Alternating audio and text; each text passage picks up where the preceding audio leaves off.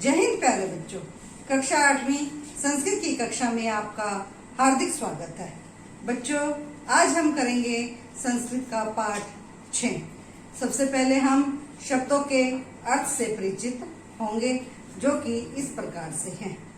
यदा, जब, तदा, तब, वनेषु, जंगलों में। वनेषु सप्तमी बहुवचन है। जंगलों में, एक जंगल की बात नहीं हो रही, यहाँ पे बहुत सारे जंगल, इसलिए कहा गया जंगलों में।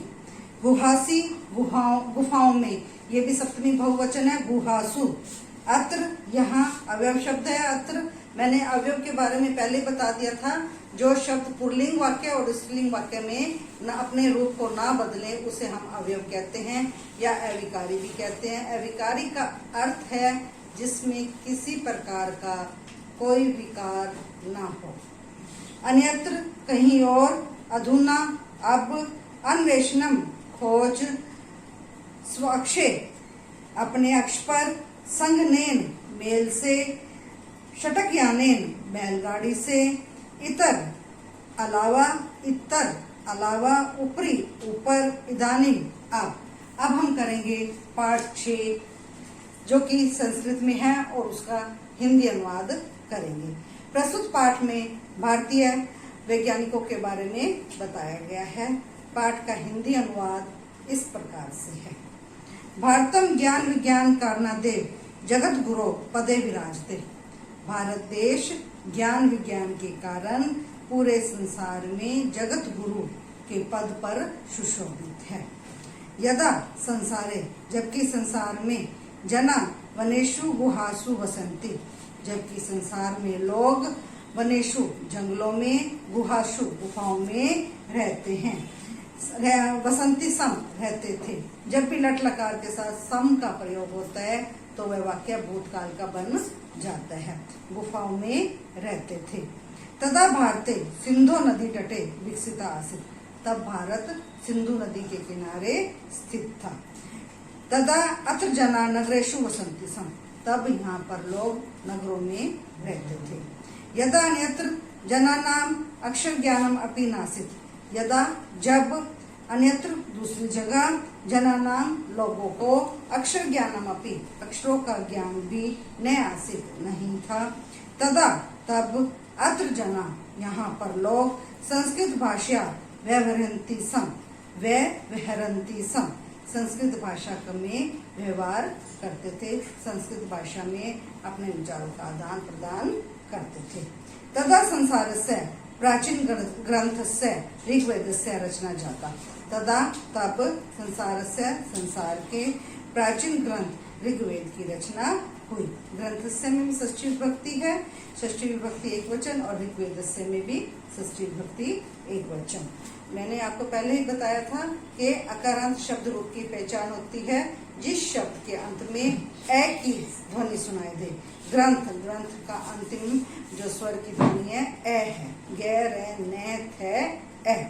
ऋग्वेद, ऋग्वेद की भी अंतिम ध्वनि ए है। तो बालक शब्द रूप चला के देखेंगे तो बालक का जो षष्ठी एक वचन है बालकस्य, तो यहाँ पर है ग्रंथस्य ऋग्वेदस्य, तो ये भी षष्ठी एक वचन है। षष्ठी एक वचन में का, के, की कारक चिन्ह का प्रयोग होता है। ऋग्वेद है ज्ञान विज्ञानो भंडार वर्तते। ऋग्वेद में ज्ञान विज्ञान का भंडार है। विज्ञानस्य सर्वासाम शाखानाम वर्णनम ऋग्वेदे वर्तते। विज्ञान की सबसे ज्यादा शाखाओं का वर्णन ऋग्वेद में है। यदा अन्यत्र जना विज्ञान शब्द न अपि परिचित, यदा, जब। दूसरी जगह लोग विज्ञान शब्द से भी परिचित नहीं थे। न आसन, नहीं थे। तदा, तब। अत्र, यहाँ पर। विज्ञान से, विज्ञान के। सर्वा शाखा उपलब्ध आसन, यहाँ पर विज्ञान की सभी शाखाएं उपलब्ध थी। अस्माकं संस्कृत साहित्य, हमारे संस्कृत साहित्य में। विज्ञान से सर्वासाम शाखानाम वर्णनम अस्ति, हमारे संस्कृत साहित्य में विज्ञान की सभी शाखाओं का वर्णन किया गया है।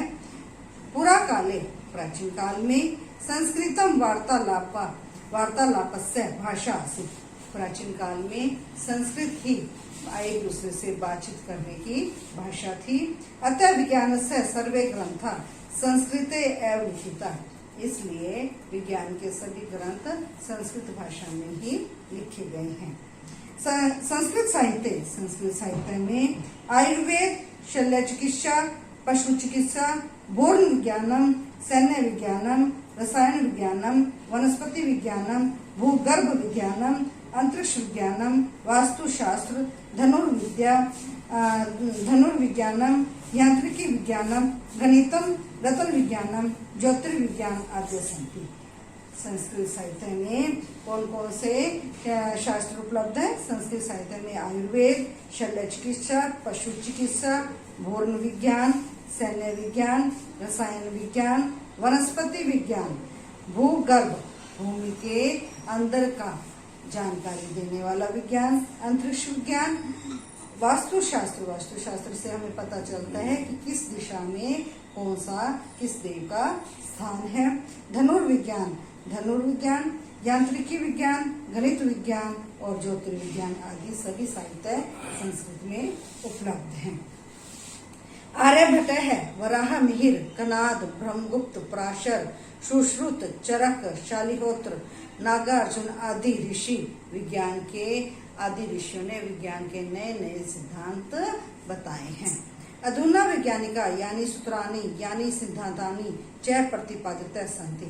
आज के वैज्ञानिक भी उन्हीं सूत्रों का और उन्हीं सिद्धांतों का उपयोग करते हैं। तानि सर्वाणि अस्माकं ऋषय पूर्वमेव प्रतिपादितवन्तः है। उन सभी सूत्रों को और सिद्धांतों को हमारे ऋषियों ने पहले ही स्थापित कर दिया है। यथा जैसे सुश्रुत सहस्र अधिकम वर्ष, जैसे कि सुश्रुत ने हजारों वर्ष पहले ही नासिकायाः शल्य चिकित्सा, नासिका नाक की शल्य चिकित्सा की थी। सुश्रुत ने हजारों साल पहले ही नाक की चिकित्सा के बारे में बताया था। तो बच्चों, आज का पाठ यहीं तक, आगे का पाठ हम अपने अगली वीडियो में करेंगे।